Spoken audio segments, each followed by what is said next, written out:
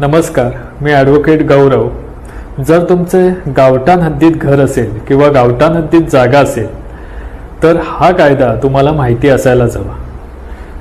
बरेच जण अनेक वेळा मला विचारतात, सर गावठाण जागा म्हणजे काय आणि गावठाण जागेविषयी कायदेशीर नियम काय आहेत. महाराष्ट्र जमीन महसूल संहिता 1966 नुसार गावाच्या मध्यवर्ती हद्दीतील जी निवासी जागा असते तिला गावठाण जागा असे म्हणतात. याचा सर्वात मोठा कायदेशीर फायदा म्हणजे या जागेवरती घर बांधण्यासाठी किंवा बांधकाम करण्यासाठी अकृषिक परमिशन परवानगी घेण्याची आवश्यकता नसते.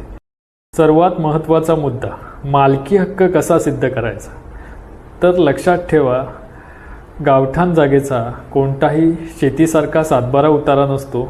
इथे तुमचा मालकी हक्क सिद्ध करण्यासाठी मालमत्ता पत्रक तसेच गावाच्या ठिकाणी 8चा उतारा हा कायदेशीर पुरावा म्हणून मानला जातो. अशा प्रकारे तुम्ही कायदा समजून घ्या आणि तुमचे अधिकार अधिक सुरक्षित करा. अधिक माहितीसाठी मला खाली दिलेल्या नंबरवरती संपर्क करा आणि अशाच नवनवीन कायदेशीर माहितीसाठी मला फॉलो करायला विसरू नका. धन्यवाद.